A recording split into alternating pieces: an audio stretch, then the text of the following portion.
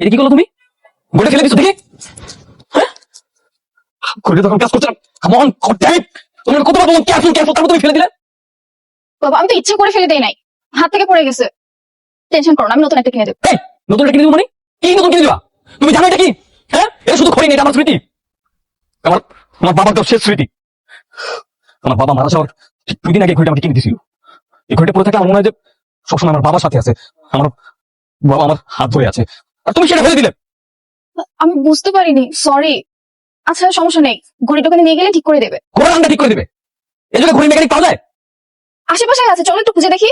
হ্যাঁ, আছে আছে, খুঁজে পেয়ে যাবো। মুনিয়া, আমি টেলিং ইউ, এটা আমার বাবার ঘড়ি। আমার ঘড়ি যদি ঠিক হচ্ছে না, তোমার খবর আছে।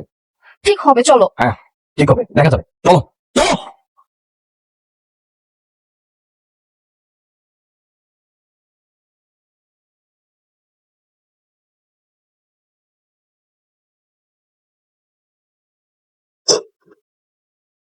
উস্তাদ, কি হয়েছে?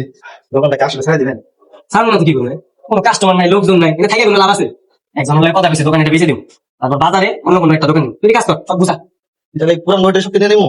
আর বাবারে যা আছে সব বুঝাই ফেল, রাতের মধ্যে সব বুঝাই দিব, সকালে ভাগবে এখান থেকে।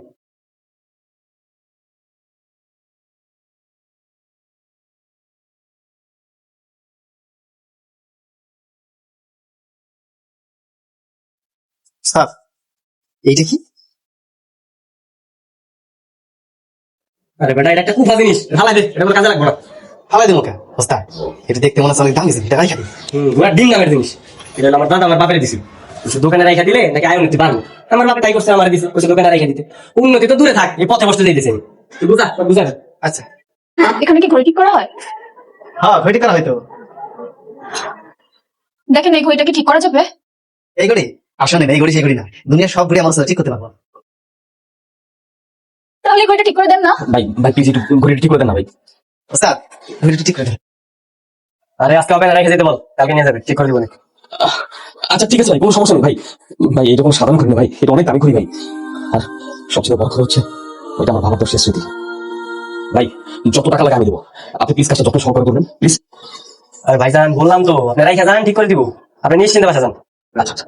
ভাইয়া আমি আপনার হাত ধরে অনুরোধ করছি ভাই, প্লিজ ভাইয়া যেভাবে হোক ঘড়িটা ঠিক করে দেন, যত দ্রুত সম্ভব ভাই, প্লিজ।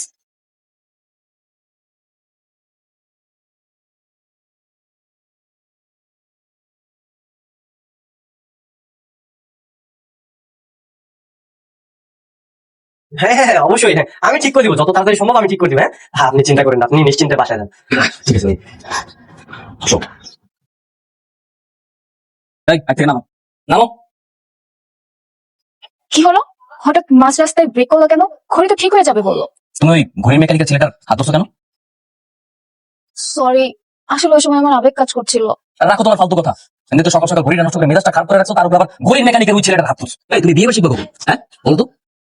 কুল, সরি বললাম তো। It's okay, photo.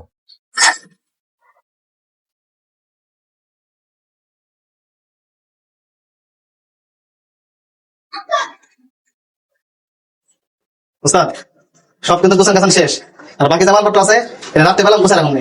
আরে যা গুছাইছো সব নতুন করে সাজা, আপনার দোকানে ছাড়বো না।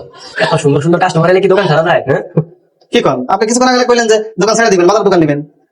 তখন কইছিলাম, কিন্তু এখন আর ছাড়বো না। আচ্ছা ঠিক আছে। আরে ঘুরি তো শিখে গেছে।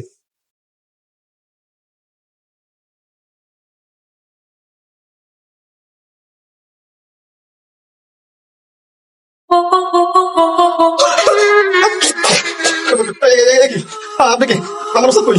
আরে আমি তো ওস্তাদ, আমার চিন্তা করছ না এই যে তোর এইসব শার্টটা পরা? কি করেন আপনি আমার ওস্তাদ? আপনি কিছুক্ষণ আগে ঘড়ি ঠিক করতে আসছিলেন। আমি বুঝতে পারতেছি না, আমি জানি না, আমি জানি না আমাকে কি হয়েছে। আমি ঘড়ি করছি আর আমার চেয়ে ওই পর্যন্ত হয়ে গেছে।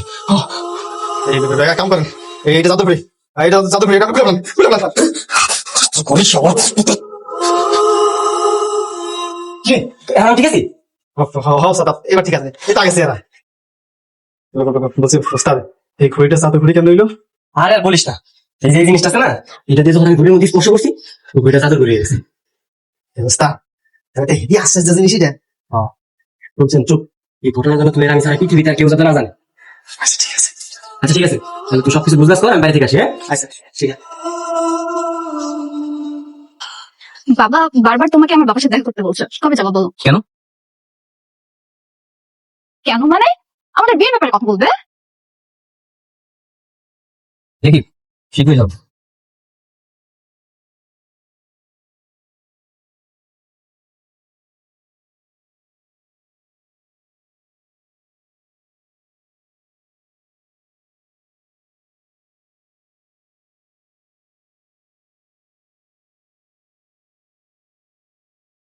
দূর মিয়া, এভাবে কোথায় চোখে পকড়লি আটেন। ওই বড় দোকানটা না? এই ইউ, তুমি ওই বড় দোকানটা না? জি ভাইয়া, এখানে কি? মানে এদিক দিয়ে একটু হেঁটে যাচ্ছিলাম আর কি। আমার ঘরে কি খবর? ঘরে কি হয়েছে? ও যে আপনার ধরি না, ও ওটা তো একটু কাজ চলতেছে। এরকম রাস্তায় রাস্তায় ঘুরে তো আর কাজ হবে না। দোকানে যাও, দোকানে গিয়ে ঘড়ি ঠিক করো, আমার কালকের মধ্যে ঘড়ি লাগবে কিন্তু। ঠিক আছে ভাই, হয়ে যাবে, সমস্যা নেই। যাও।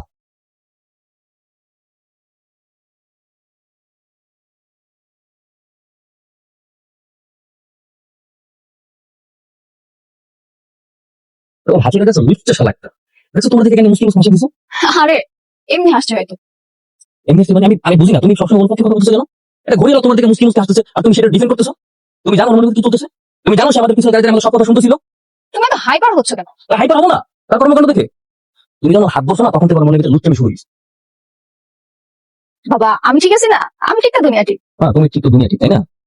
তোমার নিয়ে তো আসল ঝামেলা, বুঝো নাই? সব শব্দ তো তোমার ভিতরে। চলো চলো, কামন।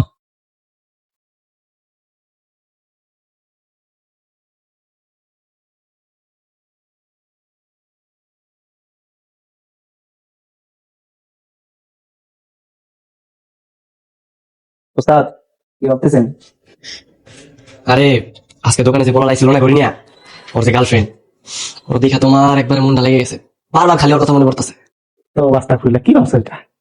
আরে রাস্তা ফিরলা কি আছে, একটা মানুষের ভালো লাগতে পারে না? আর ওই মেয়ে তো এখন বিয়ে করে নাই, কেবল তো মাত্র পছন্দ অপছন্দের পর্যায়ে চলতেছে। তা ঠিক আছে, কিন্তু ওস্তাদ আপনি তো ঘড়ির দোকানদার, আপনার কি আমি বিয়ে করবো? তা অবশ্য ঠিক কইছিস। তা ওস্তাদ আপনি কিন্তু একটা কাজ করতে পারেন, আপনার যাতে করে না এইটা দিয়ে কিন্তু আপনি বড় হতে পারেন। হ্যাঁ এবার তুই কি পাগল হয়ে গেছিস? এটা দিয়ে কি সোনা গড়া বাইর করা যায়? এটা দিয়ে সামান্য মানুষের খালি একটু চেহারা চেঞ্জ করা যায়। এটা দিয়ে বড় জোর মানুষের লোক একটু মজা করা যাবে, এর থেকে বেশি কিছু করা যাবে। ওস্তাদ এইটা দিয়ে কিন্তু কাম হইব। মানে মনে করেন যে এইটা দিয়া আপনি আরো ধরে চেহারা গেলেন গা, মানে ওই চেহারার লোকের যে ধন সম্পদ আছে সবই তো আপনার, তখন তো আপনি বিয়ে করতে পারবেন। তুই তো ঠিক কইছিস, কিন্তু এটা করা তো অন্যায় হবে। শুনুন ওস্তাদ, কথা বলেন। আপনি যদি ওই মায়ের বিয়ে করতে চান আর ধন সম্পদের মালিক হইতে চান, আপনার একটু অন্যায় করতে হইব, কিছু করার নাই। আচ্ছা ঠিক আছে,